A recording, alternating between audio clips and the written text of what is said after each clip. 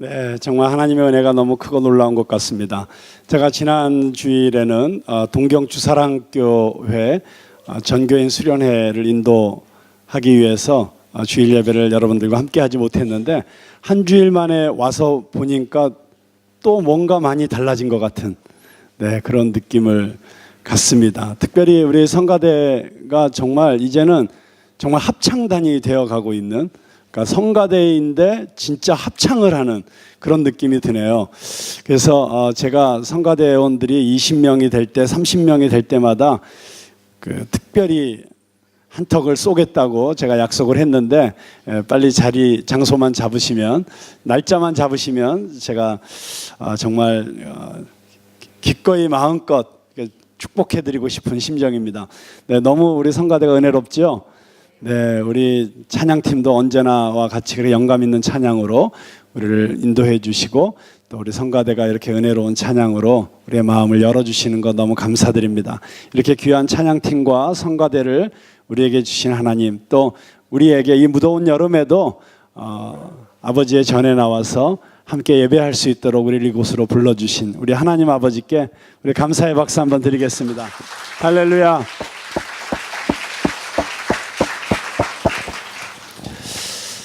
오늘 성령의 열매 시리즈의 드디어 마지막 설교입니다. 9번째 열매는 절제입니다. 이 세상의 대부분의 비극은 절제하지 못함에서 비롯된다고 할 수 있습니다. 요즘 세상을 시끄럽게 하는 이 헤드라인 뉴스들을 한번 살펴보시면 금방 그 사실을 알 수 있습니다. 권력 남용을 절제하지 못해서 지금 궁지에 몰리고 있는 청와대 수석의 이야기, 뭐 하나 부족한 것 없이 가지고 누리던 검사장이 물질욕을 절제하지 못해서 지금 패가망신하고 있는 이야기, 우리나라 최고일 뿐 아니라 전 세계적인 기업인으로 인정받던 S그룹의 회장이 변질된 성욕을 절제하지 못해서 성매수하는 현장이 잡범들의 표적이 되어 이제 그것이 동영상에 노출됨으로써 자신의 명예뿐만 아니라 회사의 이미지에도 똥칠을 하고 있는 이야기, 절제할 줄 모르는 그런 인간의 탐욕스러움 때문에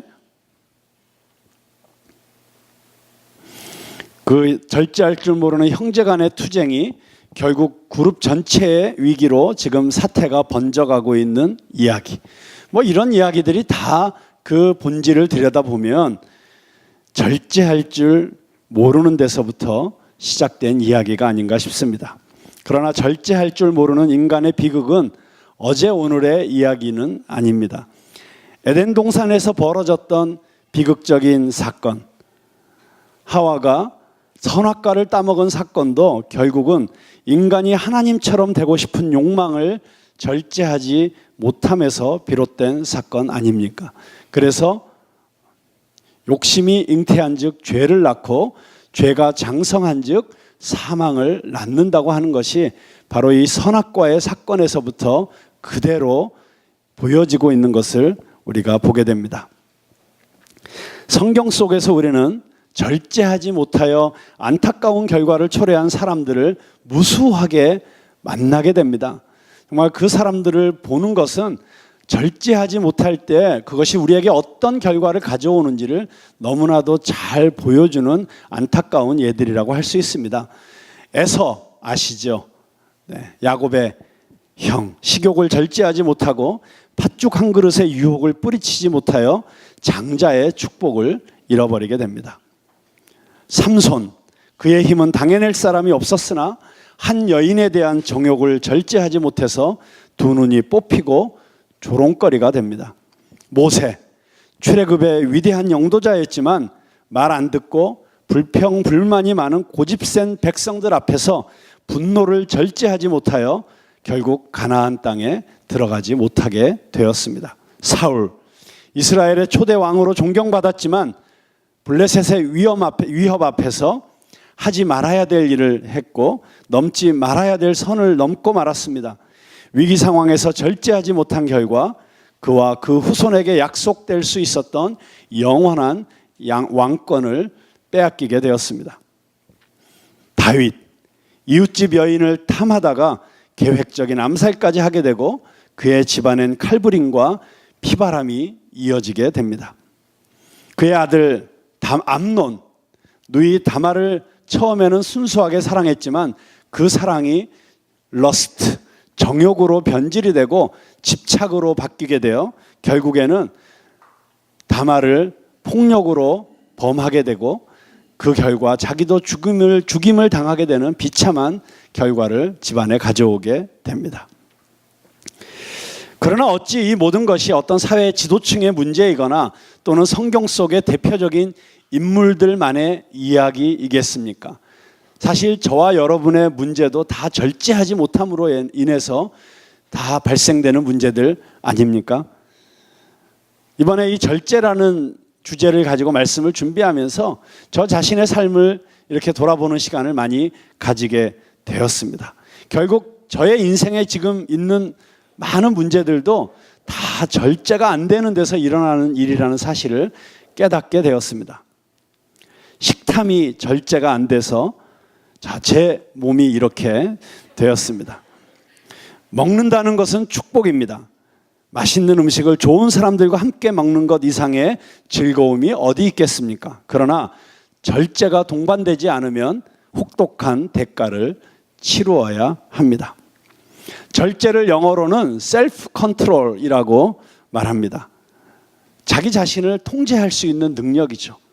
멈추어야 할 때 멈추고 내려놓아야 할 때 내려놓고 벌떡 일어서야 할 때 일어서고 이제 그만두어야 할 때 그만둘 줄 아는 힘이 셀프 컨트롤인데 근데 문제는 그게 안 되는 데서 발생하는 것이죠. 제가 부부 생활을 하면서 가끔씩 아내와 심하게 싸우는 경우가 있는데 너무 놀라지 마세요. 목사도 싸웁니다. 아내와. 돌이켜 생각해 보면 다 사소한 일이지만 제가 절제가 안 되는 데서 시작되는 경우가 대부분이에요. 예를 들어 보면 목사에게 제일 행복한 시간이 언제겠습니까? 주일 아침일까요? 주일 저녁일까요? 어떻게 그렇게 잘하세요? 네, 물론 주일 아침도 기대가 되고 설레이긴 하지만 그러나 주일 아침 설교와 주일 오후에 청년들 설교까지 다 마치고 그리고 집에 들어가서 쉴 때 그 홀가분한 느낌 그리고 그 모든 그날 그 주일의 사명을 다 완수했다는 그 느낌이 얼마나 행복감을 가져다 주는지 모릅니다. 그때는 정말 아무 생각도 안 하고 그냥 정말 퍼질러서 누워서 쉬고 뒹굴고 싶은 마음을 갖게 됩니다. 제 아내도 그걸 이해하니까 제가 TV 켜놓고 그냥 채널 이리저리 돌려가면서 시간 보내는 것에 대해서 별다른 제재를 가하지 않고 그냥 내버려 둡니다. 그런데 잘 시간이 되었는데도 제가 계속 TV를 보고 있으면 제 아내가 조금 짜증이 나기 시작하죠. 그래서 밤 12시쯤이 되면 경고가 날라옵니다. 여보, 이젠 들어오세요. 알았어. 그러면서도 TV를 끄지를 못합니다. 그 순간에 딱 끄고 들어가야 되는데 그걸 또 못해가지고 또 계속 TV를 보면서 그냥 퍼질러지고 싶은 거죠. 1시쯤 되면 참다 못한 아내가 심한 말을 하면서 방문을 열고 나옵니다. 그렇게 저에게 당신 도대체 이게 뭐 하는 짓이에요? 거기까지면 괜찮은데 당신 이러고도 목사 뭐 이러고 나오면 이제 그때부터 제가 열받는 거죠. 여보, 좀 제발 그냥 내버려 두세요. 주일 저녁만이라도 하고 소리를 지르다 보면 그때부터 히스토리컬해지기 시작하면서 과거의 모든 문제까지 들고 나오고 싸움으로 번지게 되는 것이죠. 결국 작은 것에 절제가 안 되니까 그것이 나에게뿐만이 아니라 나와 함께하는 사람들에게도 피해를 주고 결국 우리 모두에게 상처를 안겨줄 수 있는 그런 피해를 손해가 되는 것을 보게 됩니다. 뭐 저만 그렇겠습니까? 제가 여러분의 구체적인 개인의 삶에 대해서는 잘 모르지만 아마 여러분의 삶의 영역에서도 절제가 안 돼서 늘 손해보고 그리고 늘 후회하는 그런 일들이 반드시 있을 것이라고 생각합니다. 자, 우리의 삶의 모든 영역에서 절제가 요구되지만 특별히 저는 오늘 3가지 영역에서 우리에게 절제가 필요한 영역을 함께 생각해 보려고 합니다. 첫 번째 영역은 감정의 영역입니다.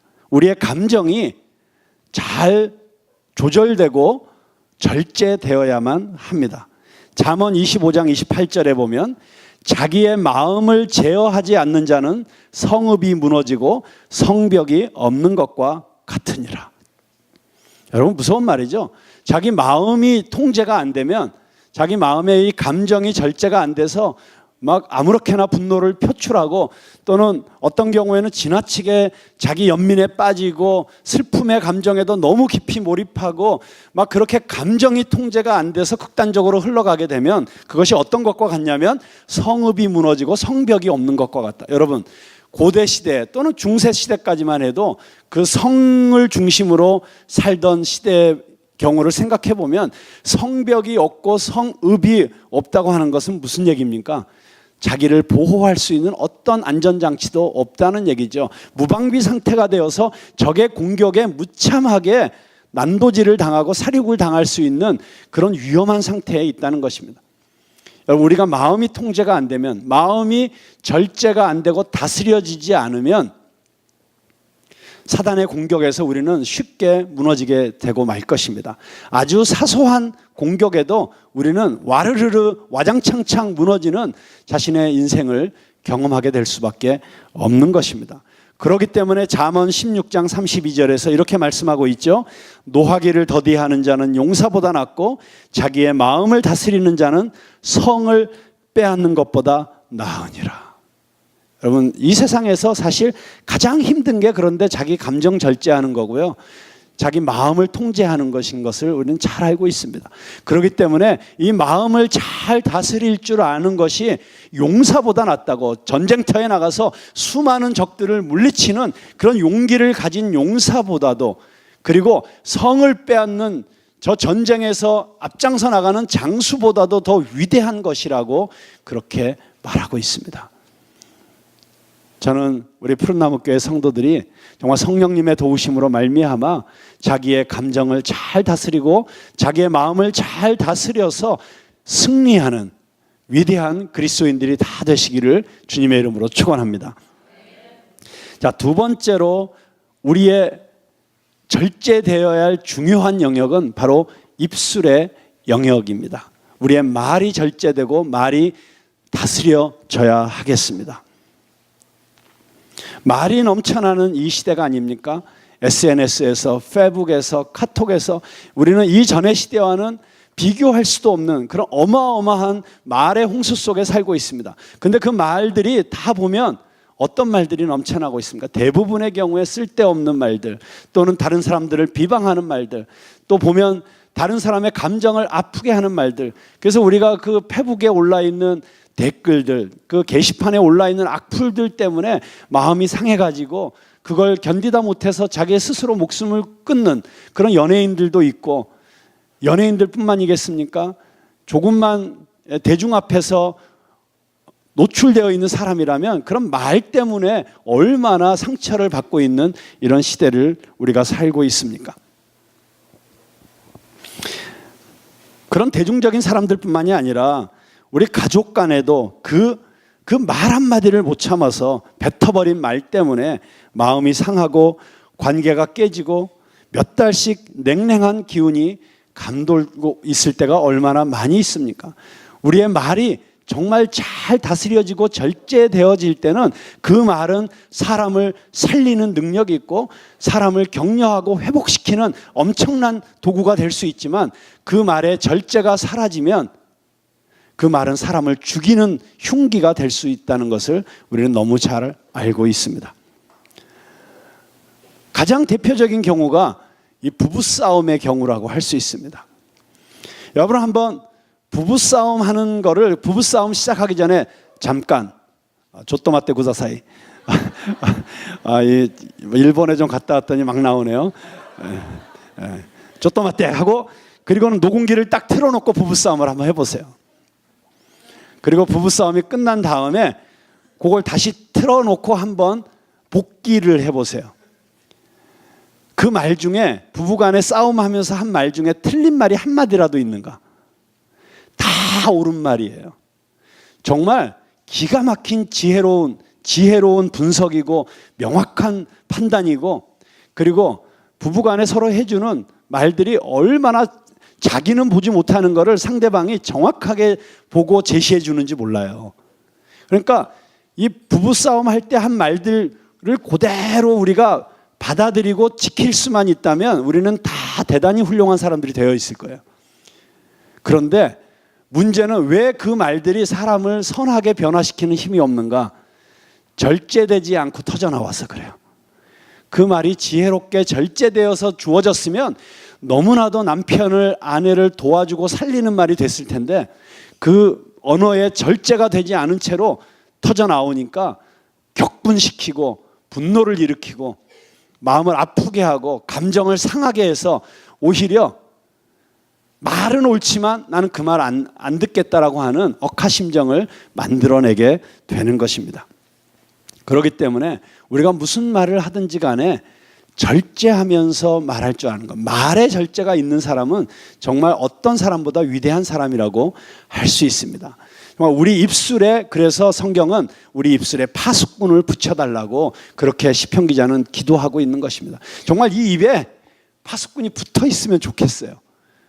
그냥 나가지 말아야 될 말이 그게 왜 나갔는지, 그때 그 말만 안 했어도 요렇게까지 마음이 서로 상하지는 않았는데, 우리 관계가 요렇게까지 나빠지지는 않았는데 그걸 꾹 참지 못했던 그 말 때문에 우리가 얼마나 후회할 때가 있습니까? 우리 언어 생활에 절제의 아름다움이 있게 되기를 주님의 이름으로 축원합니다.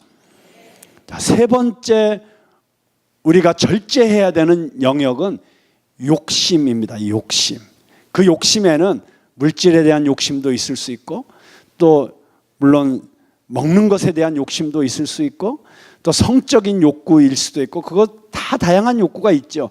여러분, 근데 그 욕구 자체가 나쁜 것은 절대로 아닙니다. 우리에겐 본능적으로 살아있는 것에는 그런 욕구가 있을 수밖에 없습니다. 그런데 그 욕구가 지나치게 되면 그것이 정욕이 됩니다. 여러분, 성경의 러스트, 정욕이라고 하는 것은 단순히 성적인 욕망만을 이야기하는 것이 아닙니다. 정욕을 헬라어 원어로 찾아보면 에피투메이아라는 단어인데요, 이 에피투메이아라는 단어는 어떤 뜻을 가지고 있냐면 지나치게 원한다라는 뜻을 가지고 있습니다.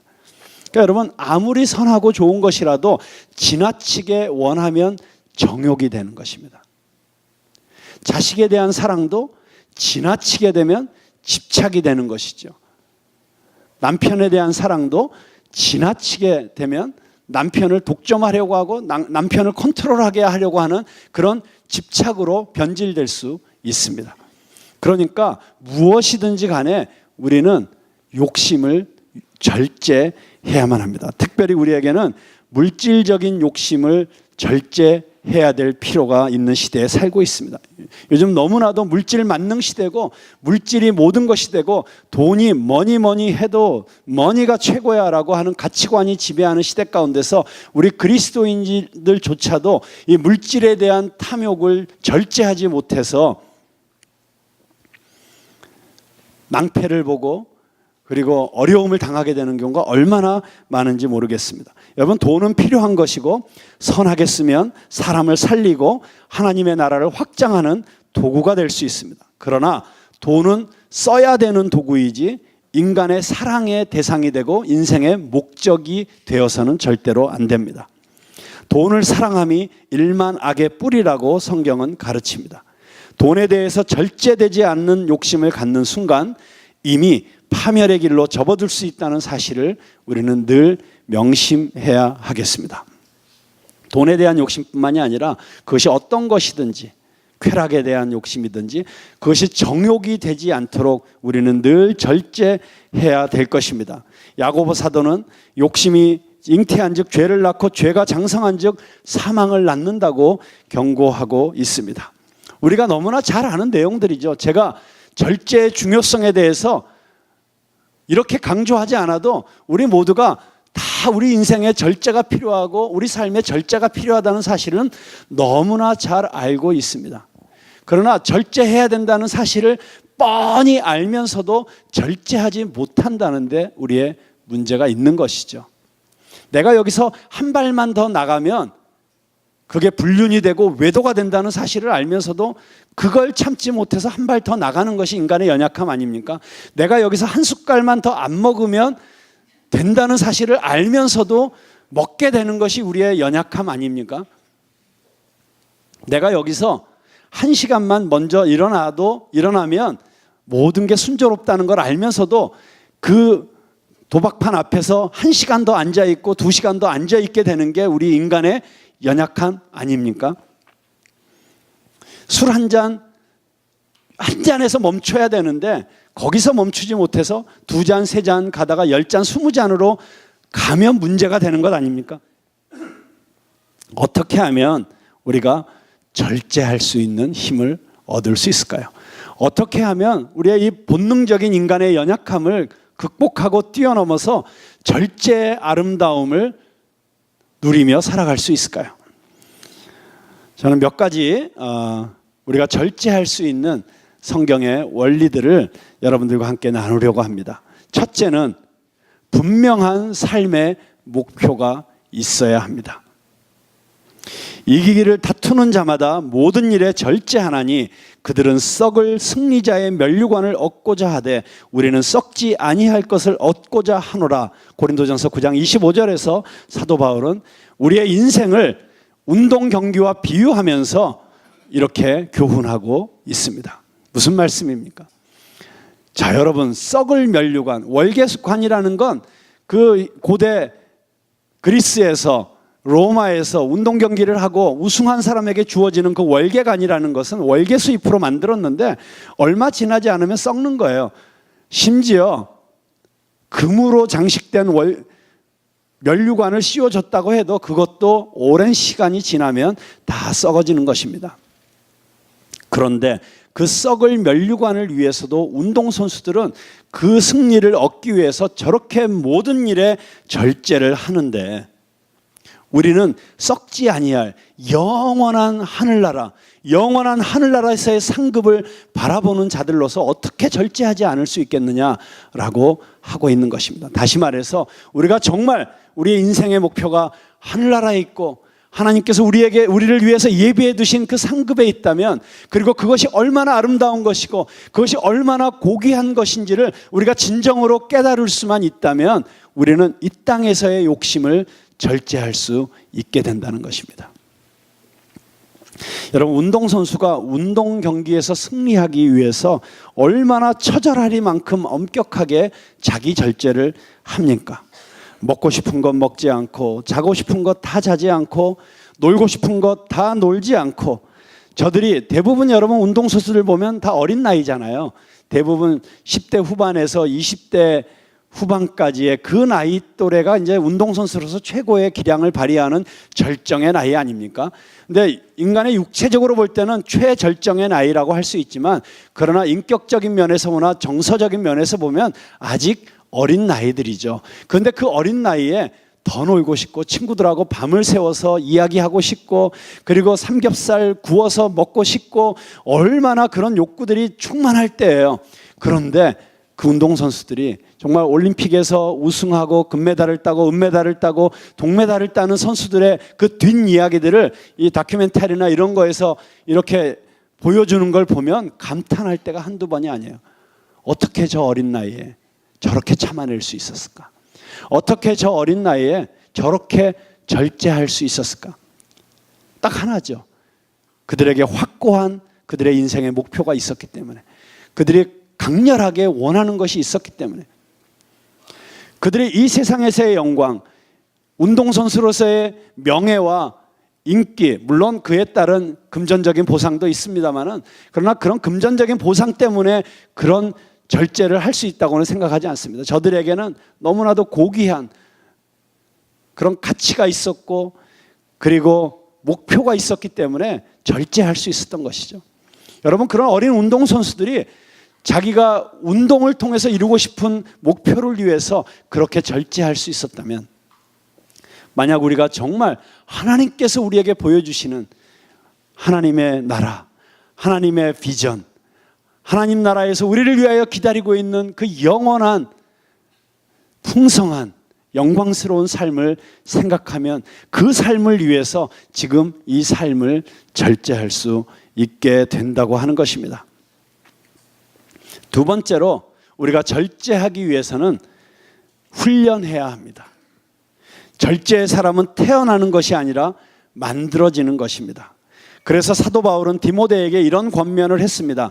디모데전서 4장 7절에서 망령되고 허탄한 신화를 버리고 경건에 이르도록 내 자신을 연단하라. 그렇습니다. 절제는 하루아침에 그냥 되어지는 것이 아닙니다.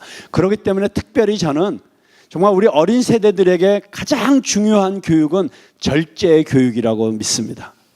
아무리 우리 자녀들이 좋은 대학을 나오고 최고 명문 학교를 가고 아무리 좋은 기업을 들어가도 어릴 때부터 저들에게 자기 자신을 컨트롤하고 자기 자신을 절제하는 훈련을 시켜주지 않으면 나이가 들어서도 직장 생활에서도 그 순간에 자기 감정을 참지 못해서 욱하고 질러버리고 나오는 수도 있고, 부부 생활에서도 자기 절제를 못해가지고 자기 감정을 있는 대로 쏟아내다가 결국은 결혼 생활이 파탄에 이르고 이렇게 되는 모습들을 얼마나 많이 보고 있습니까? 정말 우리가 어린 자녀들에게 정말 가르쳐 줘야 되는 진정한 가장 기본적인 교육은 절제의 교육이 되어야 된다고 믿습니다. 어린 아이들 때부터 훈련받지 못했다고 할지라도 우리가 그리스도인이 된 다음부터는 우리 말씀으로 우리 스스로를 절제하는 훈련과 연단을 해야 됩니다. 내가 예수님을 알지 못하고 살 때에는 내 마음대로, 내가 원하는 대로, 내 감정이 이끌는 대로 그렇게 마음껏 살았지만 이제는 무엇이 옳은 것인지 알기 때문에, 무엇이 예수님이 기뻐하시는 것이 알기 때문에, 무엇이 성령을 근심케 하는 것인지 알기 때문에 내 자신을 연단하는 절제하는 훈련을 해나갈 때 그것이 점점 내 살이 되고 근육이 되고 뼈가 되어서 나중에는 자연스럽게 절제해낼 수 있는 사람이 되어가는 것입니다. 여러분, 그래서 이것은 반드시 훈련이 필요하다는 사실을 아셔야 됩니다. 여러분, 많은 그리스도인들이 특별히 요즘 시대에 우리 한국의 기독교인들에게 그런 경향이 농후한 것 같습니다. 신앙생활을 그냥 감동받는 것이라고 생각하는 경향이 있습니다. 무슨 얘기냐면 예배 시간에 와가지고 찬송하면서 감동받고 설교 들으면서 감동받고 그러면서 때로는 눈물도 흘리고 그러면 그게 신앙생활이 잘 된 줄로 알아요. 여러분, 감동받는 것으로 끝나면 절대로 그 신앙은 승리할 수가 없습니다. 오늘날 감동은 넘쳐나는데 그냥 감동 이후에 그 감동으로 인해서 결단하고 그래서 자기 연단과 훈련으로 들어가지 않기 때문에 문제가 되는 거예요. 우리가 왜 감동받습니까? 감동받아서 우리가 결단하고 그래서 정말 그 다음부터 절제하고 인내하고 오래 참고 자기를 절제하는 그런 훈련의 과정으로 들어가는 그 모티베이션이 되기 때문에 감동이 의미가 있는 것이지, 그러지 않고 그냥 감동받은 것으로 오늘 신앙생활 잘했다라고 생각하고 그것으로 그쳐버리고 그 감동이 식어버리면 다시 옛날 생활로 돌아가고 이렇게 개미 쳇바퀴 도듯이 반복되는 한은 우리의 신앙의 성장이 있을 수가 없습니다. 감동을 넘어서서 훈련으로. 이거 논산훈련소 구호 같은데요. 우리 한번 따라해 보겠습니다. 감동을 넘어 훈련으로, 훈련을 넘어 경건으로. 멋있는 구호가 만들어진 것 같습니다. 요거 몇 가지 더 해가지고 우리 매 주일마다 한번 구호를 외쳐도 좋을 것 같습니다. 우리 모두에게 다 연약한 부분이 있습니다. 특별히 사람마다 어떤 사람은 이런 영역이 물질에 약하고 어떤 사람은 좀 감정에 약하고 어떤 사람은 이 사랑에 약하고 어떤 사람은 쾌락에 약하고, 사람마다 다 연약한, 어떤 사람은 또 먹는 거에 약하고 또 어떤 사람은 잠에 약하고 정말 약한 요소가 다 다르지요. 근데 그 자기가 어떤 부분에 약하다는 것을 알면 그것을 그냥 내버려 둘 것이 아니라 정말 주님 안에서 성령님의 도우심을 받으면서 말씀으로 자신을 치고 자기를 복종시켜서 훈련하는 그 훈련의 과정을 반드시 기쁨으로 선택하시고 감당하실 수 있게 되기를 주님의 이름으로 축원합니다. 자, 세 번째, 우리가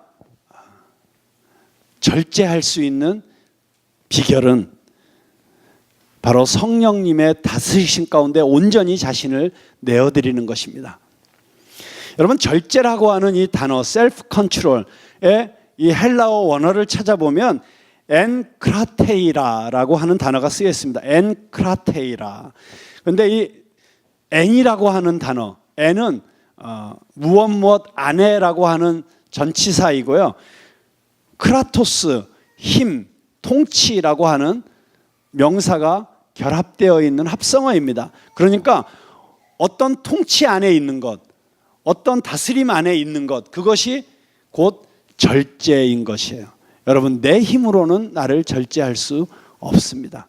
우리는 하나님의 형상을 가지고 태어난 인간이지만, 그러나 그 하나님의 형상이 죄로 인해서 깨어지고 무너지고 부서졌기 때문에, 망가졌기 때문에 당연히 작동되어야 될 정상적인 절제의 힘이 작동이 되지 않는 거예요. 그래서 우리는 먼저 이 깨어진 하나님의 형상이 예수 그리스도의 십자가의 은혜로 말미암아 구원받음으로 회복되어야만 합니다. 그런데 회복된 하나님의 형상도 아직 옛 육신의 습성이 남아있기 때문에, 그래서 끊임없이 우리는 육신의 소욕과 성령의 소욕 사이에서 갈등할 수밖에 없는 존재가 되는 것입니다. 그래서 갈라디아서 5장 22절에서 성령의 열매를 이야기하기 전에 사도 바울은 먼저 육신의 열매는 현저하니, 육신의 행위가 어떤 것인지를 쭉 이야기하고 있지 않습니까? 그 육신의 행위와 성령의 소욕 사이에서 갈등하고 있는 존재. 그래서 사도 바울도 그게 얼마나 힘들었던지, 오호라 나는 곤고한 사람이로다. 누가 이 사망의 몸에서 나를 건져내랴. 내가 한편으로는 성령의 뜻을 따라 살기를 원하고, 또 한편으로는 내 육신의 욕심을 따라서 살기를 원하는데, 내가 그 둘 사이에서 이렇게 갈라져 찢어지는 것 같다라고 그렇게 자기 자신의 어려움을 표현하고 있습니다. 그러면서 그는 내가 힘을 다하여 내가 성령 안에 있기를 힘쓰노라. 그렇습니다.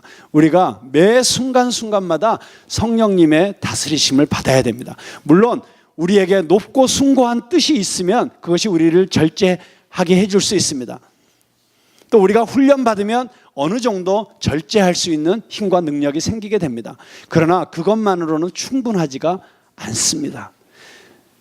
가장 안전하게 우리로 하여금 자신을 지키고 자기 마음과 생각과 감정을 절제할 수 있도록 도와주실 수 있는 분은 오직 성령님이십니다.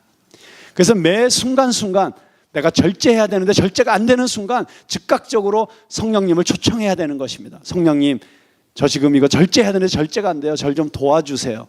제가 이걸 참아야 되는데 못 참겠어요. 저를 좀 도와주세요. 성령님, 저를 다스려 주세요. 그렇게 자기 자신을 성령님께 의탁하고 성령님께 복종하고 순종할 때, 그때 성령님께서 우리를 도와주시면 우리가 그 성령님의 다스리심 가운데 있을 때 비로소 온전한 절제가 이루어지는 줄로 믿습니다. 여러분, 근데 절제하니까 굉장히 힘드시지요. 꼭 뭔가 하지 말아야 되고, 절제는 힘든 것이고, 우리 욕구를 억눌러야 되고, 부정적인 느낌으로만 절제가 혹시 다가오실지 모르겠어요. 그러나 여러분, 절제는 그렇게 힘든 것만은 아닙니다. 오히려 절제는 진정한 우리 삶의 기쁨과 아름다움을 가져다 줄 수가 있습니다. 우리가 절제에 성공하기만 하면, 절제할 수만 있다면 그 결과는 참으로 우리에게 너무나도 놀라운 축복을 가져다 주는 것입니다. 제가 이런 거를 공개해야 될지 모르겠는데, 최근에 저희 교회에 새가족으로 처음 오신 자매님이 한 분 계세요. 근데 이 자매님과 제가 이렇게 만나서 대화를 나누는 가운데 이 자매님께서 이제 이 푸른나무 교회를 자기가 열심히 다니겠노라고 그렇게 얘기를 해서 제가 너무 기뻤어요. 그런데 뒤에 이런 사족을 붙이는 거예요. 그런데 조건이 하나 있어요. 그래서 뭔데요? 그랬더니 근데 들어주실 수 있을지 모르겠어요. 들어줄게요. 자매님이 우리 교회 나오신다는데 제가 못 들어줄 일이 뭐가 있겠어요. 근데 이게 쉽지 않은 건데, 어려운 건데. 그래요. 들어준다니까요. 얘기해 보세요. 그랬더니 하신다는 말씀이, 8, 9, 10, 11, 12, 5개월. 앞으로 5개월 안에 목사님이 20kg를 빼신다고 약속해 주세요. 그런 누가 박수 쳐요 지금? 일순 제가 당황했죠. 20kg요? 왜요? 그게 자매님하고 자매님 교회 다니는 거하고 그거하고 무슨 상관이 있어요? 그때 몇 가지 이유를 댔어요. 그 중에 하나가 뭐냐면 자기는 자기가 다니는 교회의 목사님이 자랑스러웠으면 좋겠대요. 뒤집어 말하면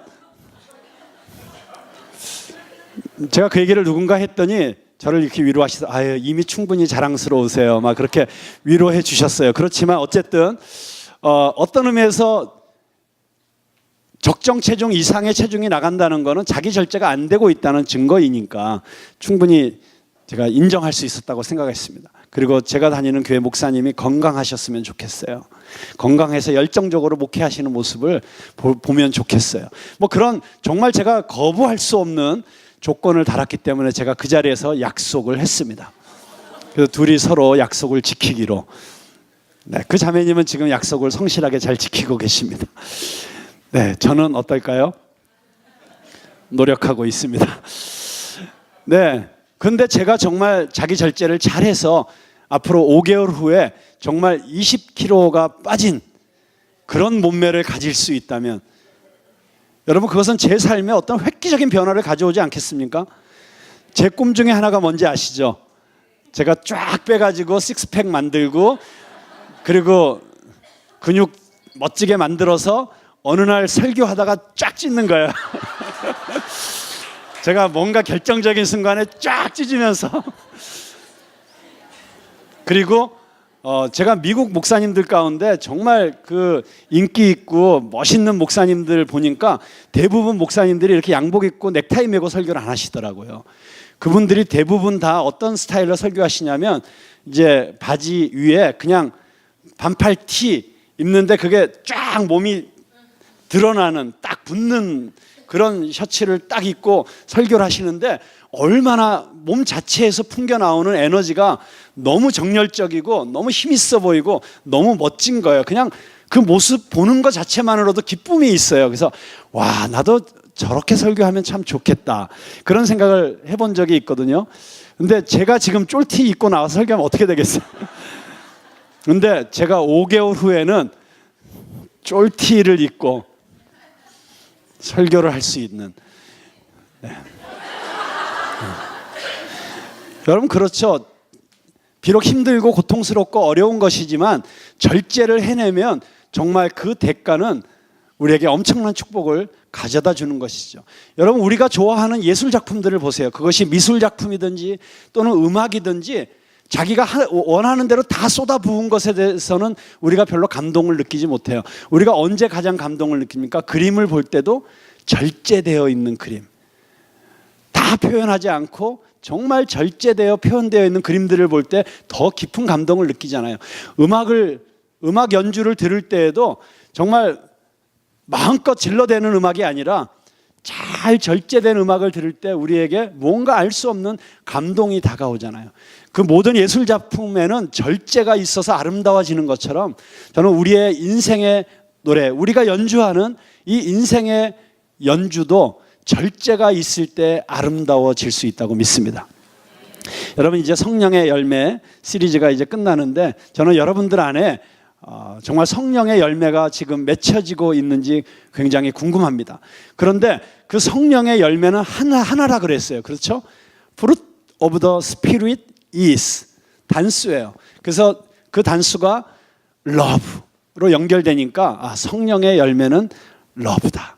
그러니까 사랑이다. 근데 그 나머지 열매들은 다 사랑하면 따라오는 사랑의 표현들이다라고 제가 말씀드린 적이 있습니다. 그러니까 성령의 열매에 있어서 사랑이라고 하는 열매는 기관차와 같다. 사랑이 있으면 다른 모든 열매를 만들어낼 수 있는 그 동력이 사랑으로부터 나온다 하는 것을 깨달을 수 있습니다. 그런데 그 사랑조차도 절제가 있을 때에만 아름답게 완성이 됩니다. 그러니까 모든 성령의 열매에는 절제가 함께 해야 되는 것이죠. 절제가 없으면 아무리 좋은 것이라도 나중에 꼭 추해지고 변질되고 그리고 씁쓸한 뒷맛을 남기게 되는 것을 알 수가 있습니다. 저와 여러분이 정말 성령의 열매, 특별히 절제의 열매를 통해서 다른 모든 성령의 열매들을 아름답게 맺고 우리의 삶의 모든 영역이 하나님 앞에서 아름답게 드려지는 작품이 되기를 바라고, 그리고 그 절제함으로 말미암아 우리의 인간관계가 또 우리의 물질 생활이 우리의 가정 생활이 정말 풍성하고 아름다운 삶이 되기를 주님의 이름으로 축원합니다. 네, 제가 오늘 절제를 설교하기 때문에 정말 설교 준비를 하면서도 절제하려고 애를 많이 써서 12시 3분에 설교가 끝났습니다. 놀랍죠? 이것이 절제의 축복 아니겠습니까? 근데 너무 일찍 끝났기 때문에 제가 여러분들에게 선물 하나를 드리려고 합니다. 여러분, 제가 지난 몇 개월 동안에 걸쳐서 성령의 열매를 설교했는데 아직도 성령의 열매 9개를 다 외우지 못하시는 분 정직하게 한번 손들어 보십시오. 성령의 열매 9가지 외워봐라 하면 외울 수 있다. 그러면 외울 수 있는 분만 손들어 보세요. 나 성령의 열매 9가지 외울 수 있다. 손들어 보세요. 뜻밖의 많은 분들이 손을 못 들고 계십니다. 그래서 제가 이 마지막 시간은 여러분들이 성령의 열매 9가지를 쉽게 외울 수 있는 노래 하나를 가르쳐 드리고 끝나도록 하겠습니다. 너무 쉬운 노래예요. 오직 성령의 열매는 사랑, 희락, 화평. 자, 여기까지 해볼까요? 시작. 오직 성령의 열매는 사랑, 희락, 화평. 다시. 오직 성령의 열매는 사랑, 희락, 화평. 이렇게 해서 이제 전반부가 끝나는 거예요. 자, 여기까지 반주도 해주실 수 있으면 해주셔도 좋아요. 한번 해줘 보세요. 자, 처음부터 해볼까요? 시작. 오직 성령의 열매는 사랑, 희락, 화평. 오직 성령의 열매는 사랑, 희락, 화평. 인내와 자비와 양선, 온유와 충성과 온유와 절제. 해보겠습니다. 시작. 인내와 자비와 양선, 충성과 온유와 절제. 오직 성령의 열매는 사랑, 희락, 화평. 네, 이 노래만 외우면 성령의 열매 9가지를 다 외우시게 되는 것입니다. 쉽지요? 네, 참 쉽죠? 네, 그러면 처음부터 끝까지 한 번만 불러보도록 하겠습니다. 시작. 오직 성령의 열매는 사랑, 희락, 화평. 오직 성령의 열매는 사랑, 희락, 화평. 인내와 자비와 양선, 인내와 자비와 양선, 충성과 온유와 절제. 오직 성령의 열매는 사랑, 희락, 화평. 아멘.